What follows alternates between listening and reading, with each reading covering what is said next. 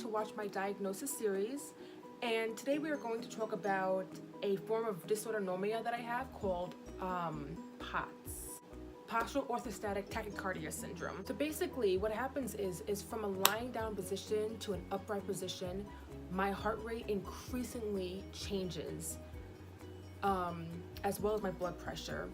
So most people, when they do stand, you naturally have an increased heart rate, but mine is more largely increased than a typical person, and typically my blood pressure will also then drop while my heart will rise. The crazy thing is that my mast cell activation syndrome plays a large part in my POTS. I personally get a lot of blood pooling within my hands, my lower legs, and my feet, and I also get blue tips in my fingertips. Because my blood is not circulating correctly, my autonomic nervous system tends to try to overwork too much, which causes my heart to rise, which causes symptoms like lightheadedness, dizziness, brain fog, trouble thinking, concentrating. Blurry vision is a large one for me, at least personally.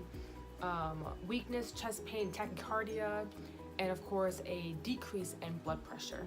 Other commonly associated conditions would include chronic fatigue or fibromyalgia, which by the way I do also have, chronic migraines, which I also have. I don't have chronic migraines, I have another form of it which we will discuss, but that is also another form of a condition that would involve or be involved in POTS. IBS, which I also have, which is irritable bowel syndrome, and the biggest one actually is syncope, which is just another form or another word for fainting. Now, the more I stand, walk, or be active in any way, I become extremely more symptomatic than a typical person. Every day varies, but there are moments where I can stand for a full 10 minutes and not be symptomatic, and there can be moments where I have been standing for maybe 1 minute and I'm in the point where I'm almost pre-syncope and then actual faint.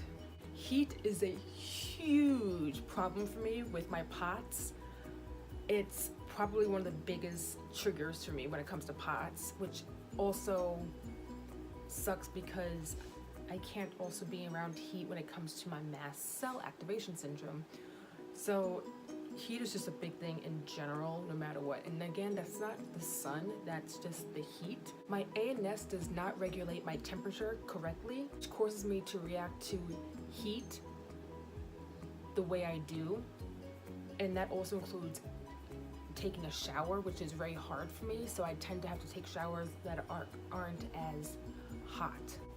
The current diagnostic criteria for POTS is a increased heart rate of 30 beats per minute or more, or 120 beats per minute in the first 10 minutes after standing.